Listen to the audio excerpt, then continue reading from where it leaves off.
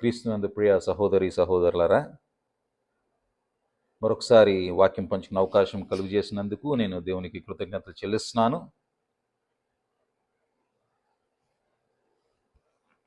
మన చరిత్రలో మనం చూసినట్లయితే ఎంతోమంది గొప్ప గొప్ప వారి పేర్లు మనము వింటూ ఉంటాం.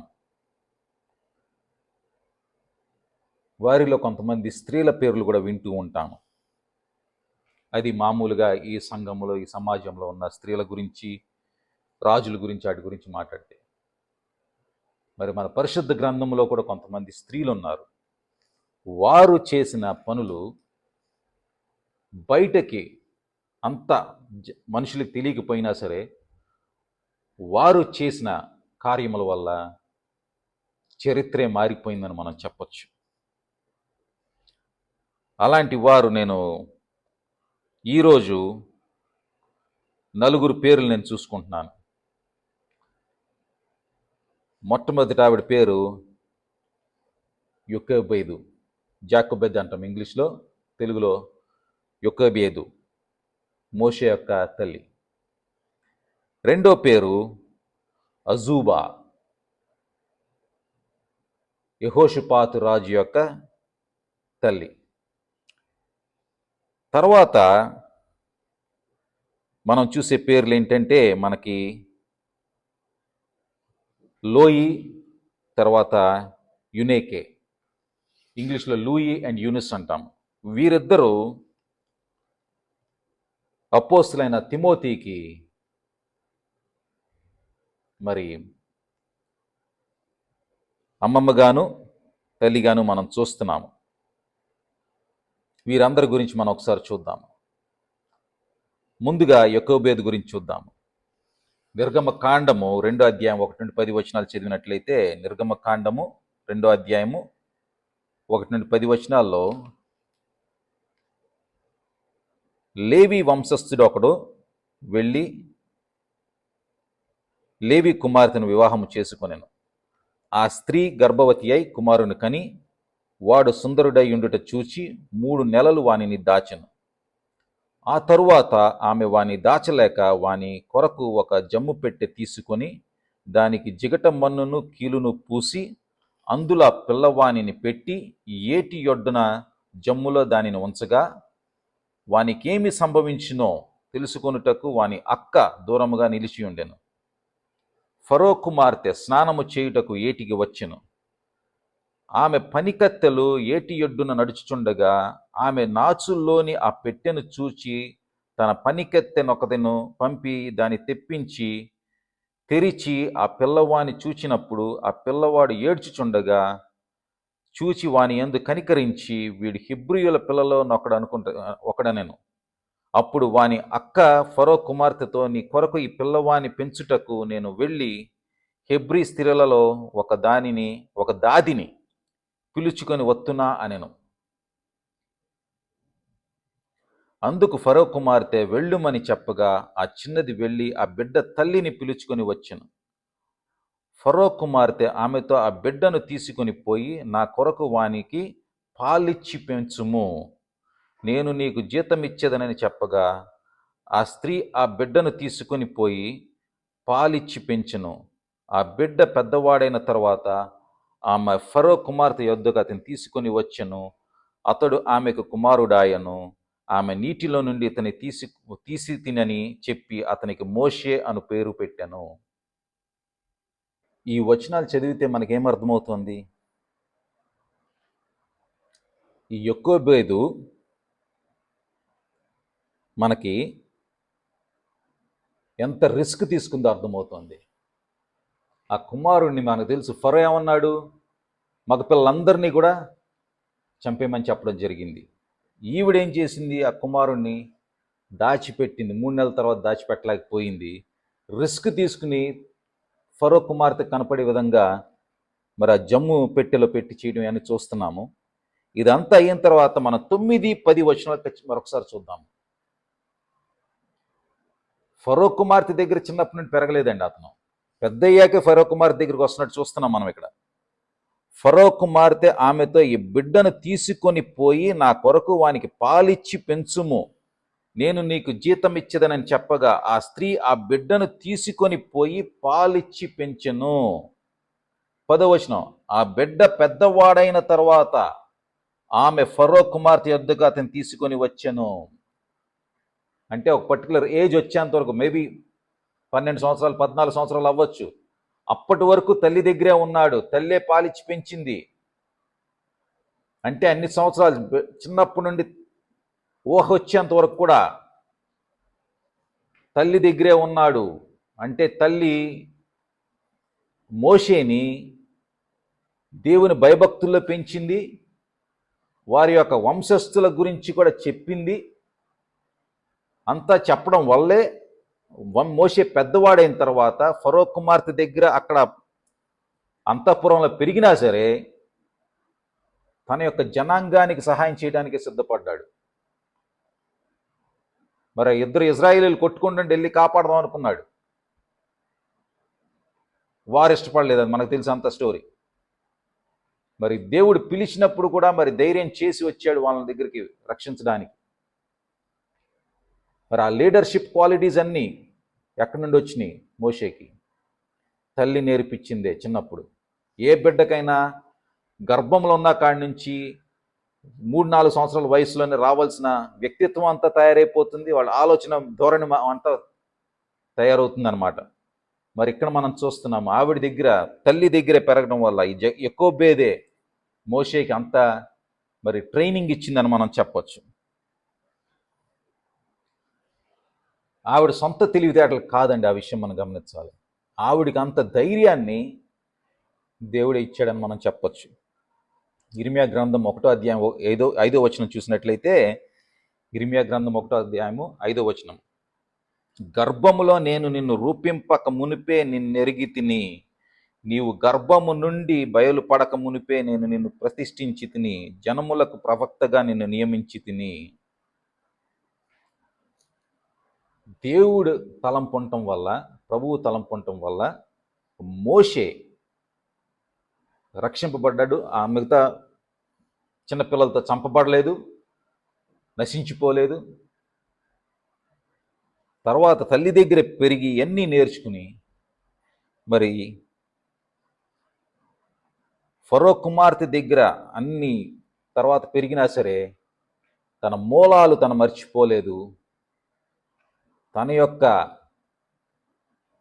పూర్వీకులు లేకపోతే తన యొక్క జనాంగాన్ని దేవుడు చెప్పినప్పుడు బయటికి తీసుకురావడానికి, ఐగుప్తులను తేవడానికి సిద్ధపడ్డాడు.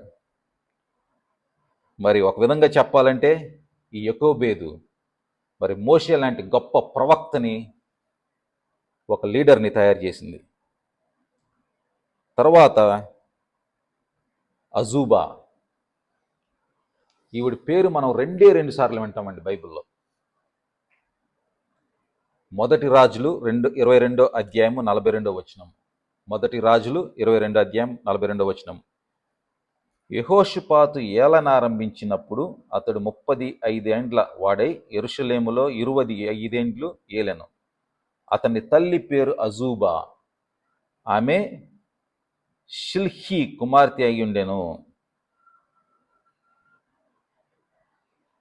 దానికన్నా ముందు మనం చూసినట్లయితే 2వ దినవృత్తాంతములు 20వ అధ్యాయం 31వ వచనం. 2వ దినవృత్తాంతములు 20:31.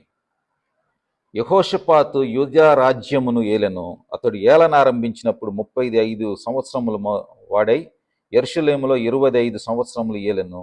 అతని తల్లి షిల్హీ కుమార్తె, ఆమె పేరు అజూబా. మనము ఇదే 2వ దినవృత్తాంతములు 15వ అధ్యాయంలో 1-9 వచనాలు చూసినట్లయితే యెహోషాపాతు తండ్రి గురించి కూడా ఉంటుంది. ఆసా తండ్రి, అతను కూడా రాజు. అతను కూడా దేవుని యందు భక్తి కలిగే ఉండాడు, ఆసా కూడా. కానీ వృద్ధాప్యంలో కొంచెం తప్పులు చేయడం వల్ల దేవుని ఆగ్రహానికి లోనయ్యాడు. ఇక్కడ మనం చూసినట్లయితే మరి ఎక్కడైనా సరే రాణి గారికి, అంటే ఇప్పుడు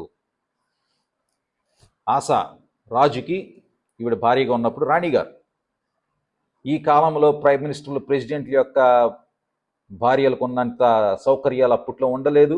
అదేవిధంగా ఇప్పుడు వాళ్ళు వెళ్తున్న మరి వేరు ఫంక్షన్స్కి వెళ్ళటం అవన్నీ అప్పట్లో ఉండేది కాదు. ఈవిడ కూడా మరి ఈవిడ పనులు చేయాల్సిన ఈవిడ చేసేది. మరి రాజుగారికి భార్య అంటే ఈవిడికి ఎంత మరి బాధ్యత ఉంటుందో మనం అర్థం చేసుకోవచ్చు. ఆయనకు కూడా మరి ఇంట్లో ఉన్నప్పుడు మనశ్శాంతి ఉండే విధంగా చూసుకోవాలి. ఏమన్నా సలహాలు ఇవ్వగలిగితే సలహాలు ఇచ్చేటట్టు ఉండాలి. మరి అంత ప్రాముఖ్యమైన పదవి అని మనం చెప్పొచ్చు. మరి ఈవిడ అజూబా అనే ఆవిడ ఉండింది. మరి అజూబా ఎవరికి తెల్లని చూస్తున్నాము? యెహోషాపాతు. యెహోషాపాతు తర్వాత రాజు అవటం మనం చూస్తున్నాము. మరి యెహోషాపాతు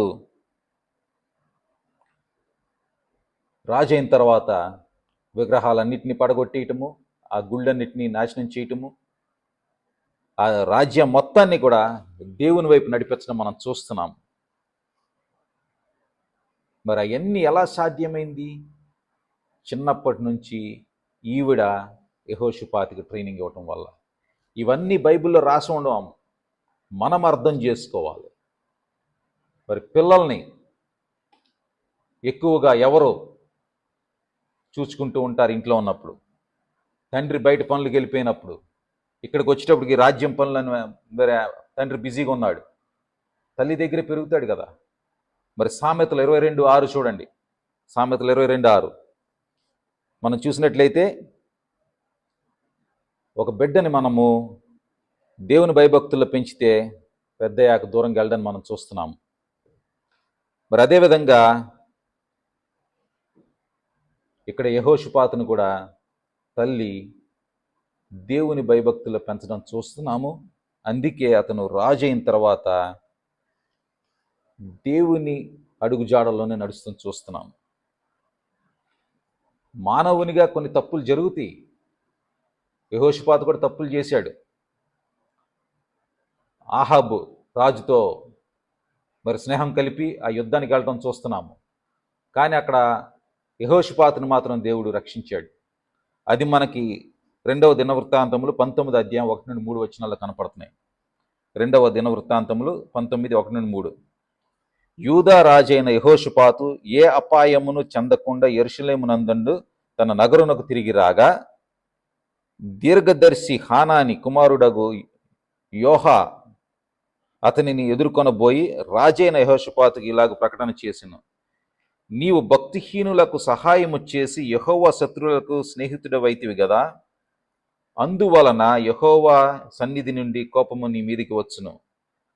అయితే దేశములో నుండి నీవు దేవతా స్తంభములను తీసివేసి దేవుని యొద్ద విచారణ చేయుటకు నీవు మనస్సు నిలుపుకొని ఉన్నావు.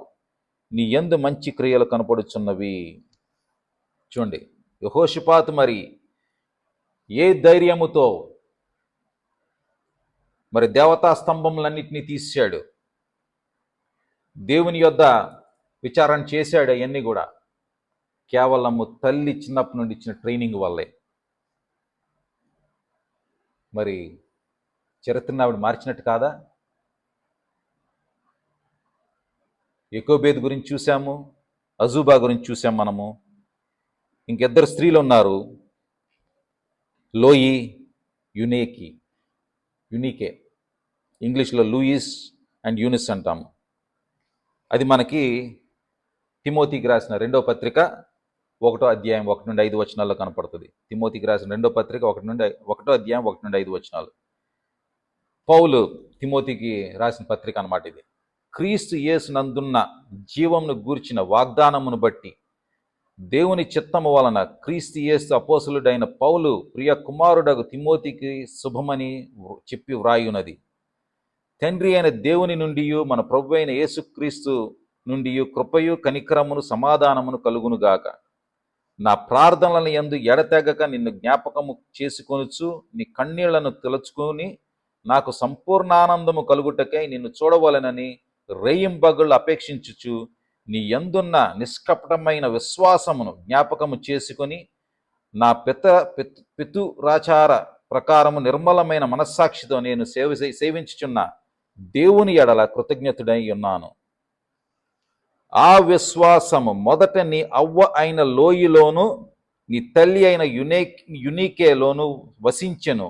అది నీయందు సహవసించుచున్నది నేను రూఢిగా నమ్ముచున్నాను. చూడండి, వచనాలు చూస్తే 4వ వచనం చూడండి, పౌలు ఏమంటున్నాడు తిమోతి గురించి? నీ యందున్న నిష్కపటమైన విశ్వాసము జ్ఞాపకము చేసుకొని. మరి తిమోతికి అలాంటి విశ్వాసం ఎక్కడి నుండి వచ్చింది? గ్రాండ్ మదరు అవ్వ, తల్లి, వీళ్ళిద్దరూ విశ్వాసులు. ఆ విశ్వాసమే తిమోతిలో కూడా వచ్చింది. వారు అలా పెంచారన్నమాట. వీరి పేర్లు మనకు ఒకసారి బైబిల్లో కనపడతాయి. మనం చూసినట్లయితే తిమోతి యొక్క తండ్రి అన్యుడు, విశ్వాసి కాదు, కానీ తల్లి మాత్రం విశ్వాసి. అలాంటి పరిస్థితుల్లో కూడా కుమారుణ్ణి విశ్వాసంలో పెంచింది. కనుక ప్రియ సహోదరి సహోదరులారా, కొంతమంది పేర్లు బాగా ఎక్కువగా ప్రామినెంట్గా కనపడుతుంటాయి బైబిల్లో. కొంతమంది పేర్లు అంత ఇదిగా కనపడకపోవు, కానీ దేవుని దృష్టిలో మాత్రం ప్రతి ఒక్కళ్ళు ఉన్నారు. ఆయన జ్ఞాపకం చేసుకుంటాడు. ప్రతి ఒక్కరిని చిన్న పెద్ద తేడా లేకుండా ఆయన ప్రణాళిక ప్రకారం ఆయన వాడుకుంటాడు. ఆయన రాజ్య విస్తరణలో మనందరికీ పాత్ర ఉంది. హన్నా గురించి చూడండి, రూత్ గురించి చూడండి, ఎస్తర్ గురించి చూడండి. సాధారణమైన వ్యక్తులే అసాధారణమైన పనులు చేయగలిగారు. హన్నా కూడా ప్రార్థన చేసింది సమూయేలు కోసము. మరి సమూయేలు జన్మించిన తర్వాత సమూయేలుని అర్పించేసింది. సమూయేలు ఎంత దేవునికి సేవ చేశాడో మనకు తెలుసు. ఒక ప్రవక్తగా ఎంత దేవుని రాజ్య విస్తరణలో ఉపయోగపడ్డాడో మనకు తెలుసు. అందుకే దేవుడు మన పేరు ప్రతిష్ట మనకు రావట్లేదని మనం ఎప్పుడు కూడా చింతించకూడదు. కొరింథీయులకు రాసిన మొదటి పత్రిక 1వ అధ్యాయం 28వ వచనం చూద్దాము. కొరింథీయులకు రాసిన మొదటి పత్రిక 1వ అధ్యాయం 28వ వచనము. జ్ఞానులను సిగ్గుపరచుటకు లోకములో నుండి వెర్రి వారిని దేవుడు ఏర్పరచుకొని ఉన్నాడు. బలవంతులైన వారిని సిగ్గుపరచుటకు లోకములో బలహీనులైన వారిని దేవుడు ఏర్పరచుకొని ఉన్నాడు. సో మనము సాధారణమైన వారమే. మనల్ని వెర్రి వాళ్ళు అనుకోవచ్చు జనాలు, కానీ జ్ఞానులని ఆయన సిగ్గుపరిచే విధంగా మనల్ని తయారు చేస్తాడు. ఎక్కువ భేదం అనేవ్వండి, సాధారణమైన ఇంట్లో మరి ఇల్లంతా చక్క పెట్టుకునే ఒక స్త్రీ అజూబా, 2 సార్లు పేరు కనపడుతుంది, ఇంకెక్కడ పేరు కనపడదు. లూయి అండ్ దెన్ యునీకే, వీళ్ళ పేర్లు ఒకసారి వినపడతాయి మనకి. కానీ ఎలాంటి వారిని వారు పెంచారంటే వారు చరిత్రనే మార్చేశారు. మోషే దేవుని జనాంగాన్ని వాగ్దాన దేశానికి నడిపించాడు.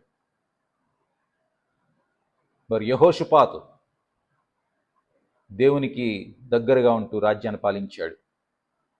తిమోతి ఏ విధంగా దేవుని రాజ్య విస్తరణలో ఉపయోగపడ్డాడు మనకు తెలుసు. సో మన సొంతను ఎప్పుడు కూడా తక్కువ అనుకోకూడదు. మనకి దేవుడు అప్పచెప్పిన పనిని మనము బాధ్యతగా నిర్వర్తించాలి, చెయ్యాలి. మనము ఏదైతే విత్తామో అది మనకు కనపడకపోవచ్చు, కానీ అది ఖచ్చితంగా మొలకెత్తుతుంది. మన బిడ్డలు అలా మంచి లీడర్స్ అయ్యే అవకాశం ఉంది.